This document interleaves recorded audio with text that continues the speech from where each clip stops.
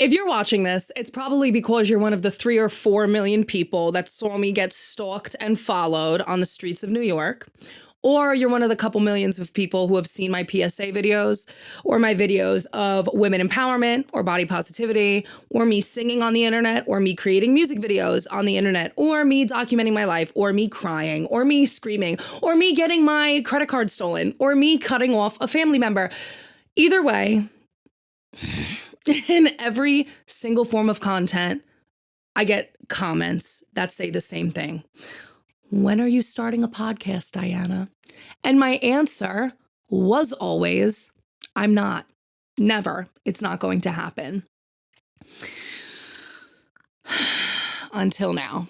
You greedy bitches, you won, okay? You won. I never in a million years thought that I would be doing this, but you know what? You pulled a me on me. So grab a cup of tea, grab a cup of coffee. This is Kawfee Talk. Alone in a crowded place, designer bags on their arm, designer drugs on their face. Yeah. Okay, listen, episode 1, season 1, whatever you want to call it. I never thought that I would do a podcast. Okay, and I'm new to this, so we're going to learn together.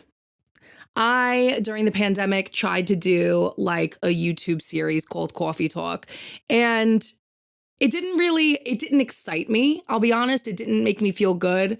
But then shortly after, I blew up on TikTok and I was like, oh, this works for me.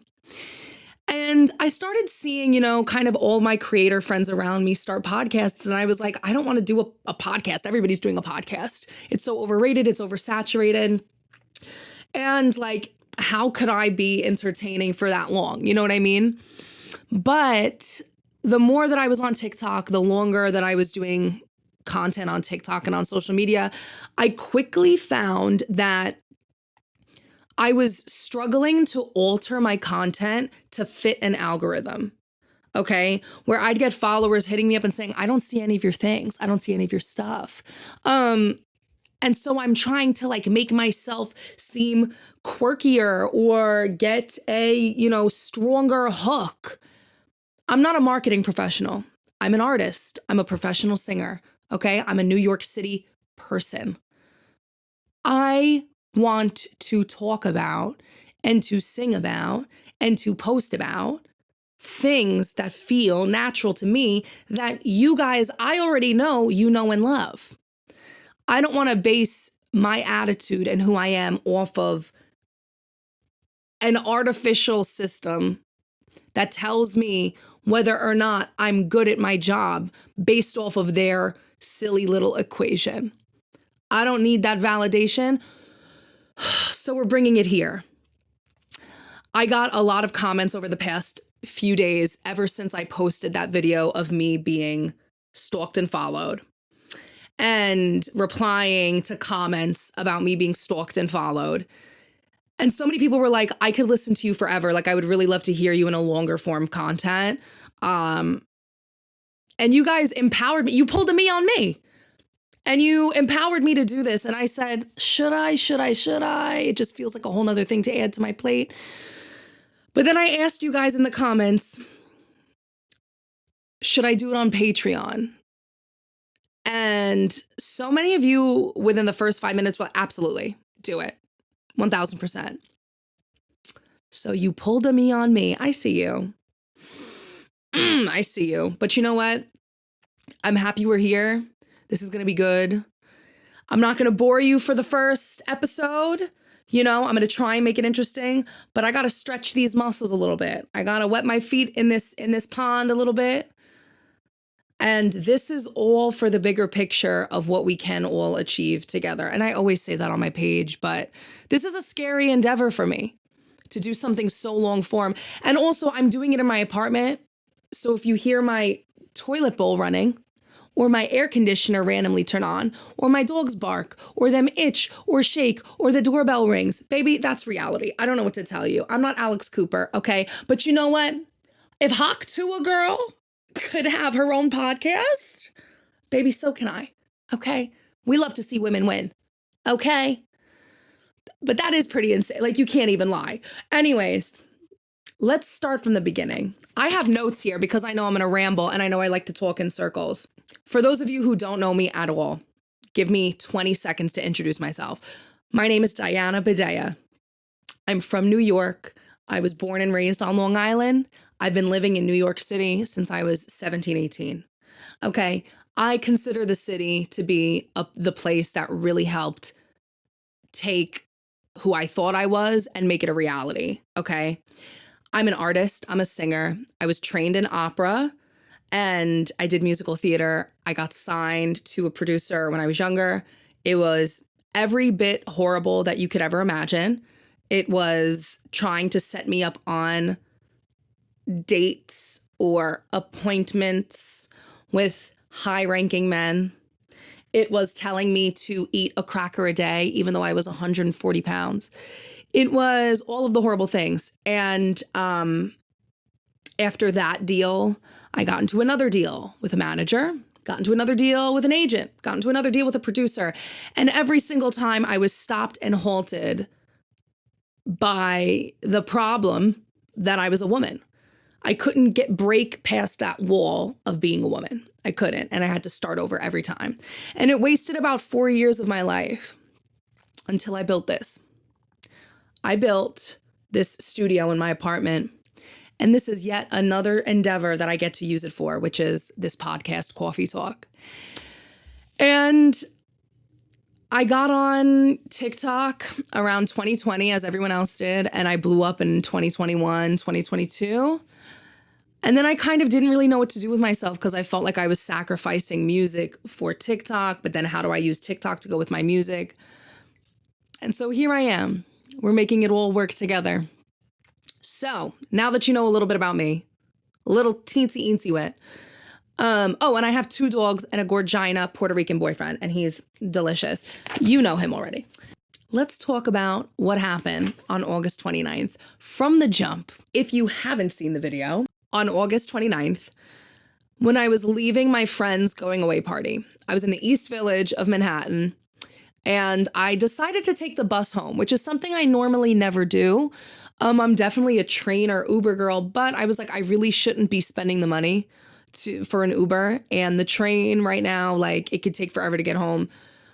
And my Google Maps was like, the bus will take you 36 minutes. I was like, damn, that's it? Cool. I was walking towards the bus. As I'm walking towards the bus, I feel somebody behind me. And you know that gut feeling, women know this, that gut feeling where you just feel a presence, you know? They're not close, but they're there. You feel that presence. So I just kind of like nonchalantly like look over my shoulder and I notice somebody's there. Okay. I try to get into like a populated area. I feel him walking behind me and I stop on the corner. I want to say maybe it was 2nd Avenue. I stopped on 2nd Avenue to let him walk past me. He doesn't. He stands and he hovers. And I look up, I don't want to assume nothing because we were in front of a pizza place. So maybe he stopped to get pizza. I don't know. So I stopped and I go, are you good? Do you need anything? He mumbles something and looks the other way and gets nervous and kind of scurries off. Okay. I'm like, that was odd, but whatever. It's New York. I was like, oh, I'm not even going to say what I was just going to say. Stupid. Do you hear that? That's like my internalized misogyny bullshit. I was literally just about to say, yeah, well, you know, I looked hot. So like, obviously he's going to follow me. No. I looked hot. Period. That's it. Full stop. I looked amazing. That does not prompt somebody to follow me. Oh, did you hear that? That was in real time, me correcting myself. That's so irritating to me that I still have that implanted in my brain. Okay, anyways, I looked fucking amazing. I was in this red, gorgeous moto dress with these kitten pointed toe heels. Adorable. Couldn't have looked better. And I'm walking down the street after he scurried off. I then feel a presence again. Now, one of my tricks is like, I will walk really, really close along like storefront windows, and I'll just kind of like look in the storefront window to see if I can get their reflection behind me. And I see him quite close. And I started filming around this moment because I was like, I don't even know why I started filming. I was just like for my own safety to document it, you know? And I know that was a comment. We'll get to the comments in a second, but I started filming. And as I'm filming, I hear his step pace go faster. I'm like, oh, fuck. I'm not afraid of myself to fight back. That doesn't make me nervous. Like if I'm going to go down, I'm going to go down. And that's a horrible way to think, but I was brought up pretty violently. And so I guess for me, that week that I had, which we'll get into as well, I had so much pent up anger and frustration within me that I was like, somebody wants to try me this week, that's on them. You want to try me this week? Like you can hear me laugh in the video. It was so maniacal. I literally said, I was like, I am a fucking psychopath because I felt like I was going crazy. I was like, this cannot be happening to me. There's no way that this is happening to me. Ugh. I'm walking. Sorry. Back to the story. Walking. As I'm going, I'm like, let me get to a place where a street lamp is, because if there's a light on me and if there's cameras around, the cameras will be able to pick up my visual in case anything happens to me. This is how women think. Men, do you ever think like this? Do you ever think, let me get to an area with a street lamp so that cameras can pick up my facial features? What the hell is wrong with us? I get there. I wait. And in the video, you can see me stop. I wait. And then the guy, as soon as I wait, I couldn't believe how close he was to me. He immediately walks past me and I go, can I help you? And he mumbles something, yada, yada, yada. Keeps going. Then he stops at the corner ahead of us. He doesn't keep walking. He stops, turns around and just hovers and stares at me. And that's when I'm like staring him down because I'm trying to convince myself like, no, he wasn't really following me. No. And then I saw he was waiting for me. And I'm standing there and I'm looking at him. And the moment that man opened up his mouth, all of my frustrations from the week poured out. When he opened his mouth and said something in my direction, that's when you hear me go, huh? What's the problem? Then keep walking. And I popped off because I was like, every ounce of issues that I've had this week, and this man wants to try me? You idiot. You buffoon. You absolute moron. You couldn't have picked a worse bitch to mess with today. I am so sorry for the trauma that now I am going to try to inflict on you. And almost I became such a psychopath. I was like, this is a fun little gamey game to me. Like, oh, ah. So he says something back to me. I don't know how my spidey senses picked up that somebody was behind me. Immediately, someone's behind me. I go, he just followed me for a block and a half, which wasn't true. He followed me for 2 avenues. I don't know if you ever have seen an avenue in New York City. So if anybody needs to know, this is what, streets in New York, once you get above downtown, it's a grid. So avenues are the streets that go east to west. Blocks are the streets that go north to south. And the blocks are shorter than the avenues. Avenues are always longer. This man followed me for 2 avenues. He says something, the guy who's helping me out is like, yo, bro, leave her alone. I told them what happened. I've had my knife out this entire time, and I showed it when he said some shit and started coming near me. And I was like, the camera didn't pick it up, but I was like, don't come near me. This is how I knew he was following me, because he walked in front of me, waited at a corner, and then continued to walk the complete other way. The complete other way. He had no reason to come to the direction that we were at. Okay. The amount of frustration that I felt, and I said, I wonder what, I didn't even look down at the video like once after that thing. And then I got home, I went to bed, I woke up, and I looked at the video and I go, people got to see this because this is so common. Like, I'm not special for this. It's just so common. It's so regular. It's so outplayed. I didn't record it because I thought like, oh, it's so different. Oh my God, I can't believe this happened. It's so rare. No, it's so common. But I was so interested to see the conversations happening in my comment section because the way that people are so quick to, first of all, blame me, blame politics, blame the city, blame literally anything else. Did you hear my dog? Anything else but the man. Everything that happens to a woman becomes so politicized that we cannot get to the root of the issue. I was like, hey, I was followed. And everybody is like, yep, that's because you're a Democrat. What are we talking about? Also, how would you know that? By looking at me. How would you know? Because I'm not. I don't identify as anything because I think that it does that.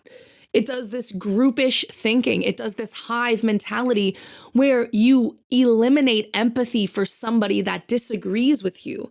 It is a moral psychology fact that people, when they think in some sort of a hive mentality, they forget and disown their own natural individual beliefs for the sake of feeling like they're a part of something more powerful. So to have zero empathy for me or to not feel any sort of it's giving a pass to the guy because you're like, well, that's what you get for living in New York. No, it's not what I get for living in New York because gender-based violence is much higher in red states if we wanted to be honest about it. And this is not a political issue because it happens everywhere. And that's what gets me frustrated is that an issue that we can pinpoint so easily is turned somehow into a red and blue problem. It's not. It's not. It is a moral, cultural issue amongst men and how they view women. And it was frustrating me reading these comments so much because that was one issue, was people being like, bail reform, Democrat, Kamala, New York. And then it was like, gun. Why didn't you have a gun? You should have had a gun. Get a gun and a gun and a gun. Let me tell you something. Listen, I believe in the Second Amendment. I do have a gun. All right. What do I want to believe in the Second Amendment? No, I don't. But there's so many guns, just so many, that it wouldn't make sense to not have the Second Amendment at this point. Because at this point, if we took away the Second Amendment, which allows people the right to bear arms or whatever. I don't want to get too political in this episode, okay? This is not what this podcast is about, but this is the point of the video that I posted. Listen, if we took away the Second Amendment for people, the only people that would have guns would be the criminals. So I totally get why people want them, okay? The problem is that telling me that now I have to commit to possibly unaliving somebody instead of correcting that person's behavior from the jump is the issue. Now, how much more do women have to correct ourselves in order to be fit in society? You know, how much we take jackets out in 80-degree weather. We go down the long way to get home. We spend thousands of dollars more in Ubers and taxi rides than men every year. What do you think that is? Because we're tired? I don't know if you've ever seen a drunk girl out at night. We could literally run a mile. Have you ever seen drunk girls out at night? I've had friends who were like, I used to do a backflip in high school, and they'll do a backflip on concrete. Okay, bitches have no problem walking home. We'll take a can from a gas station or whatever. We'll walk home, babe. But the only reason why we wouldn't is because of men. So this is my problem, is that we always bypass the issue. And that was my problem with all of the comments. Another one that I didn't like, hold on. I got why was I alone? Because I'm an adult. Why was he alone? But any question that somebody wants to ask me, I'm like, and what about him? And what about him? It's so frustrating that people, I love that people just automatically assumed the man's race. That's we're not even going to touch on that because we all know how fucking ridiculous that is. It has nothing to do with that. I assure you, based on the track record of what I've experienced, there's no way that race could be a problem. And why did I record but not call the cops? Simplest answer, it would have taken too long. It would have taken too long. I would have been taking my eyes off of a possible threat to me. That was the only direction that I had to go for the exact bus I needed. And why should I have to move? You know what I mean? Like, why should I have to alter myself? Alter yourself. I want to out crazy you're crazy. Ladies, sometimes that's what you got to do. At this point, we got to out crazy they're crazy. You're acting crazy. I'm going to start barking. You're going to act like a dog. I'm going to treat you like one. Come near me. Say some wild dog shit. Roo, roo, roo. I'm going to start barking at you, bitch. It pisses me off. Like, we work so hard at just obtaining life of just to stay alive as women. It's really blowing my mind, some of the takes that I've seen on my video when it all comes down to one thing. And everyone knows what it is. Everyone knows what it is. It's the morality amongst men. And don't tell me it isn't, because if 99.8% of women were school shooters, do you think that we'd be able to take out a gun? No. If 97% of rapes were women, do you think that women would be able to do what men do? No. I mean, the punishment for rape in some states is less than a woman that needs a life-saving abortion from that rape. Like, I could talk about this all day, but that's the story start to finish. And I want this to be a happy episode, an empowering episode. But I want to let you know, you're more than welcome to disagree with me. But I disagree. That's it. You can disagree with me, but the fact is I just will disagree. And that's that. That's my reality. My traumatic experience, the reason why it didn't end badly was because I used my voice. Okay. And people could say, oh, you should just avoid that situation. Then I should avoid men. What you're telling me is that I should be afraid of all men to avoid that situation. But that would mean that I would have to look at all men as the problem. And I don't believe that. I don't believe that all men are inherently violent or physical or aggressive. I do not believe that. And that patriarchal idea that men are is what holds men back. And that's a feminist idea. I believe that men are so much greater than what people are making them out to be. Okay? I like men. I got me one of those. I went out shopping. I found a really cute 6-foot Puerto Rican, and he was my boss, and I took him home. Okay? So it's not that I don't like men. Love men. Have one. I don't like bad men getting away with bad things. And the way that we alter ourselves and our behavior makes it super easy and cozy for them to operate without obstacle. And I hate it. Can't stand it. Get it together. Moving on, my bad bitches. Now, for just an ounce of context, the reason why that man received the wrath that he received was because I cut off a family member a few days prior. And that was a very traumatic experience for me because I'm not going to get into it I want to get into it so badly. Like, make no mistake, I want to talk about the situation with the family member because it's my story and it's who I am. But I see myself reconciling with this human being in the future. And I don't want like anybody to be like, how are you cool with them? Like, Diana, this you? Like, I can evolve, I can change, okay? My goal is not to cut them out of my life forever. It's for them to change for the sake of our relationship. So that's why I'm not going to speak on it.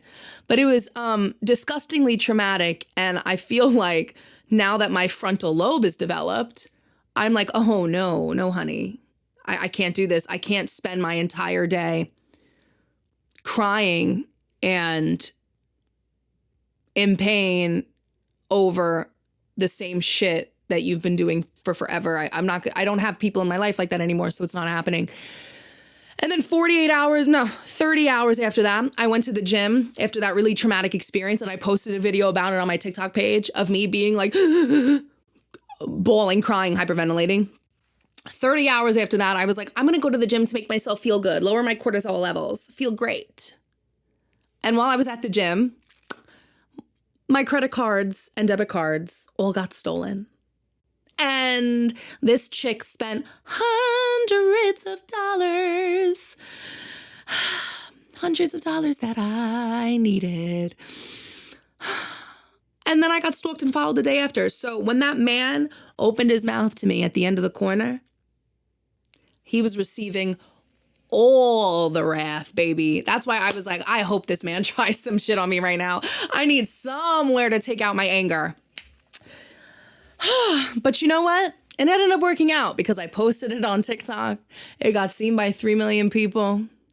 And it paid for my rent next month. So that sounds great to me, you horrible man. Okay. Ugh. But that is the story. And now it's time to pivot to something happier and healthier. I just need to spritz myself. You ever just like have a body spray that you just, every time I spritz it, I just feel like my energy elevates. Okay, pivoting. So right after all of this stuff happened and while that video was going viral, I was prepping for my friend's white tie wedding. Okay. The white tie wedding was at Disney World. I was so nervous about this because I was like, you know, I first of all, I was nervous because my credit cards just got stolen. I was like, oh my God, how am I going to pay for anything? Like, am I even going to go? Like, this is going to be horrible. I cannot ditch this wedding. And I really wanted to see my friend walk down the aisle. We ended up getting down to Disney. My cousin hooked us up with a beautiful, beautiful room because he has like Disney points. And guys, I kind of get the Disney lore. I get it. I do. I hate to say it. I really hate to say that I get why there are Disney adults. But you know what? I wasn't followed at Disney. I wasn't followed. I wasn't harassed. I felt so safe around people, around men, around women. I felt coddled. Felt like this was the greatest place on earth. Okay. That's what I felt. And I'm sticking to it. I'm sticking to that story. We stayed at Old Key West and they're like these, it looks like a little motel, but they're like cuter. They have like Mickey Mouse colors and pastels and, you know, you can take these little ferry rides to Disney Springs. And I was in love with being there. Like, I totally get why there are Disney adults. You would never catch me dead in a customized t-shirt. I don't care that it's your 2024 girls trip. I'm sorry. I don't need it. But like people that are like wet from seeing Mickey Mouse, I can't get on board with it, my love. I don't know. Some people are like a little crazy that I'm like, do you just like, why are you buying so many stuffed animals? Seems a little kinky to me. To each their own. Listen, I support everybody's rights and wrongs. Not always, but for the girlies. So I was a little shooketh at how much I really liked it and really enjoyed it. My friend had a henna night the first night, okay? Hence this henna, okay? And this fireworks show was so bonkers. I was like, this could not be good for our environment, bitch. I was like, this fireworks show, they do this every night. All this smoke just killed like 5 polar bears, bro. There's no way, dude. It is, the grounds are massive. The amount of fireworks they use, I was like, whoa, the ice caps are melting. Too much. But I was so nervous about the attire on henna night because I was like, this could really go wrong. Like my boyfriend was Dano was looking for Arab attire for men. Now for girls, I felt like I knew what to get because when Eid was happening, which is, for those of you who don't know, a Muslim holiday, Islamic holiday. Am I saying that wrong? You'll tell me. It's a religious holiday and there were all these abayas being sold on TikTok Shop and I was getting all the ads and I was like, that is Gorgina. Gorgina, Gorgina, Gorgina. And all these women like in my neighborhood also celebrate this holiday and they look stunning. So I was like, I know what I'm getting. But my boyfriend did not know what he was getting. And while he was searching, I was like, I'm a little nervous. Are we bordering on appropriation? Because this feels to me like almost not okay. And he was like, but I don't know what to get. I was like, babe, I don't know what to get. And I don't know how to ask. Is that also offensive? It's a very scary thing. I think we've also just been so like accustomed and, you know, like we've heard so much of people like doing things the wrong way. And so I was like, yo, if we show up and we look stupid and everyone else is dressed completely differently and we took it too far, it is not going to be good for us. And Dano's looking for things. I'm like, babe, I'm afraid it's giving costume. Like, we gotta not do this. But we get to the henna party. He was nervous. Dano was so nervous. We show up before everyone. So there's no one there. Like, we show up and it's not like we can see people in the distance where we could like run in the other direction, get changed in something else quick and just be like, oh my God, we're late. We show up, we wait like 30 minutes, 35 minutes for anybody else to show. I'm like, is this a well-known thing that everyone is late? People start showing up. And our tensions ease because we realized, like, okay, everyone else is wearing things. It ended up being fine. People actually came up to us and were complimenting us, which I was not expecting at all. And I was shocked. I was like, wow, we kind of hit the nail on the head for this. But baby, the night of the wedding, if you have not seen my pictures from the night of this wedding, go to my Instagram right now. Tell me I do not look like a princess. It's giving Princess Diana, and I'm living for it and I'm here for it. I felt so queen-like, so amazing. And that dress that I wore, because my dress that I was supposed to wear, which there's also a video up of this on my TikTok, the dress that I was supposed to wear was like a Tiana, Princess Tiana green color. And I was like, oh, this is going to look so good. Like, I'm going to try and get a tan the day before. And like the light green with the cream gloves and the green tiara, green and gold. The dress didn't come. It came like while we were like on our plane going down there. And my mom and I freaked out like the day before because I was like, we got to find a dress because this dress isn't going to come. My mom and I got a dress from Macy's on 34th Street because I remember them having like a good formal section. We got this dress. And I was like, because my cards were not declined, my cards were stolen. I couldn't swipe any because they would get declined because I put them all on lock. So my mom put her card down and I was like, oh, mommy to the rescue. And my mom just returned the dress. I said, we'll keep the tags. Like, we'll reattach the tags. My mom got a full refund plus tax. So it all ended up working out. I'm really happy I went. And him and I had like a cute little getaway time because the next few months we are just working like dogs. So it was really fun, really amazing. I was shocked that I liked Disney so much, but I would definitely go back. Like, just with him and I would 1000% go back without a doubt. I loved it. And it's very psychological because I didn't know that at Disney, they literally have like all of their employees say like, welcome home. And I'm like, this is giving a little bit of Get Out. I was like, what do you mean by that? I'm not leaving? My paranoia easily kicked in. I was like, welcome home. Who's home? It was really, but I got it because I was like, I'm home. By the end of the trip, I was like, let's go home, babe. Let's go home. I get it. They do really make you feel at home. I was like, wow, this is fantastic. But you know what? I was so nervous. And then I just kind of remembered like, look, girl, you got a right to be here. You got a right to look fantastic. And my friend just looks so gorgeous. She looks so stunning. And it had me thinking a lot about like my wedding, even though don't worry, there's nothing there. Don't get excited. Ain't nothing on this finger yet. It's fine. I'm not even thinking about it. My boyfriend and I have been together for 5 years and like, I'm not even thinking about it. Oh God, I couldn't even say that with a straight face. No, I'm totally thinking about it. It's renting space in my head. You know, I'm trying to evict it, can't evict it. It's rent stabilized in my brain. but I don't want to think about it because I don't want to lead myself to disappointment. We've been dating for a long time. Obviously, there's a limit because, ladies, you let a man hang around too long without a ring in hopes of a ring if you want to get married. Some people don't want to get married, and that's totally fine. I would like to be married. So, ladies, a lot of us know you wait too long, you allow him to not get you that ring for too long. There's that feeling of like, is it ever even going to come? Is there no urgency to marry me? Why is there no urgency to marry me?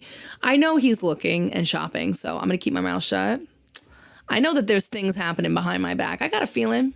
I feel like things are moving, but I'm not going to say a damn word because I want to be surprised. That's one thing for me being proposed to, like it needs to feel like a surprise. I want to feel surprised and let the man do the work for the love of God. Let's talk about proposals. Let the man do the work. I understand that all of us have this idea of like, oh, we want to shop for our ring with them and we want to like tell them what we like and what we're Yes, you can tell them the style that you like. What I did was like, I told him the styles that I don't like. I was like, I don't like this and I don't like this and I don't like this. And this is why I don't like it. And that's why I don't like that. And he's like, oh, I understand that. Like certain things about how the diamond is set. I'm like, this makes the diamond look bigger. This makes the diamond look shinier and sparklier. This is all these little things. But I am not going to coach him through this. If you love me enough, you will find a ring that you feel reflects me. I told him, I said, just make sure it's unique to me. I don't want like a ring that everybody else has and it looks the same and it looks the same style where like in 40 years, they'll be like, oh, that's a ring that would have came out about this time. I want somebody to be like, oh, that's so unique because I feel unique and I am unique and he's unique and our relationship is unique. Let the man do the work. Do not create your own proposal. You're not proposing to yourself, honey. Let him do him. I'm somebody that really enjoys grand gestures, grandiose, loving gestures, but I'm going to let him take the reins on it. You do what you do. And I know, because I love this man, I know no matter what he does, I'm going to love it. And I'm going to be like, it was the happiest day of my life. Everything that I probably thought I was going to get probably isn't going to happen, but I know that it's going to be even better just because it's going to be what he thought. We got to stop trying to control everything, especially around wedding culture, okay? I feel like I've completely switched my idea on weddings, wedding culture. I'm like, I want a big wedding. And, without a doubt, I'm going to have a large wedding because our families are ginormous. But now I'm like, large wedding, sure, going to happen. Does it need to be super, super, super fancy? Maybe not. But I want to travel. I want to take like 3 months after honeymoon. Let's go backpack across Europe. Okay. Let's go stay in like, the Italian like coast. Like I want to go to Sicily. I want to meet my family. I want to, you know what I mean? I want to do things like that. We want to travel so, so bad. So that's my view on weddings. I mean, at this point, I'm thinking about weddings, but I have so many other things going on. I'm thinking about all these weddings and then I'm thinking about my career and I'm thinking about my music and I'm thinking about all this stuff that I'm making, which you're getting very soon. Oh gosh, this just takes so much time and money. So this podcast right here is the start to a new chapter. It's the start to us. It's the start of taking this base that we've built on TikTok and carrying it through another medium and seeing like, how far can we really go with this? What can we really truly do? How loyal are we to each other? Because this isn't about me. I realized this a few years ago, like what I do, yes, I'm the focal point, but I feel more like a messenger. I feel more like what I do is supposed to help people and share joy to people. Like that's supposed to be my purpose. Like giving people aha moments. I love receiving a good aha moment when I listen to like Brene Brown or Mel Robbins or like anybody, or Gary Vee, or like anybody that's talking about something motivational or relationships or on a podcast or in an interview, when they say something and I'm like, that makes sense. That aha moment, I want to give that to other people. I want you to know that like that abundance is there. You can create your own opportunity. You don't have to wait for this and wait for that and wait till I get thinner or wait till I get prettier or wait till I have enough money or wait till this. You can figure it out on your own. You're going to have to invest in some things, but figure it out. You can figure that out. You can decide what you can change today and do it. And then decide what you can change tomorrow to get the next things that you can use to help you change today. I feel like this podcast is really going to help me step into this next area of my purpose, of myself, of my career, of my music. And I'm scared.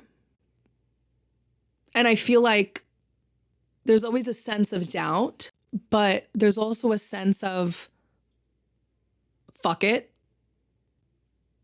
Fuck it. You guys listen to me all the time on TikTok. All the time. This is only a longer version. But I don't want to bore you. And I want to be good at what I do. And I want to inspire people. And I want to use my platform for things that I feel like matter. I want to have, a designed purpose. And if this podcast brings me closer to my own personal goals because you see me in a different light, then that's what I'm supposed to do. So I don't know if anything that I just said made any sense. I know for a fact I'll be doing 1 episode a week on Wednesdays and maybe 2. If you're on my Patreon, you'll see the surprise drops. I'm excited to embark on this journey. I'm excited to try something new and different because there's an underlying feeling of not being interesting enough for me. I've had people tell me in the past, and this is my shadow self, I had to ask myself this shadow self question. Why do I think that people wouldn't want to listen? Why do I think that people would hate hearing my podcast? Why do I feel like my podcast would fail? And when I answer that, I say, because I'm not interesting enough. And that's an odd thing to say. Why would I feel like I'm not interesting enough? You guys have shown me that I'm worthy of watching, so why would I feel that way? And I remember that there are people in my life that made me feel like I wasn't interesting enough, or like I wasn't unique enough, or like I didn't have, interesting features, or I wasn't pretty enough, or I wasn't skinny enough. I wasn't unique enough. But that's not true for anybody. Everybody is unique, but you have to find ways to bring your specificities out to the surface. And that's what I'm working on every time I press record, no matter what I do. So this is a New Jersey. A New Jersey? No, it's not. A new journey, not Jersey. Oh, honey, not across the river. Sorry. I'm sorry, Jersey. I'm sorry. I didn't mean it. You guys got cool things. It's fine. You'll see me later this week and definitely next week. Make sure you have a cup in your hand. Join me for your morning chat or afternoon or late night vibes. Cup of tea or a cup of coffee. And join me for some more coffee talk. Love you. Bye. First episode, Finn.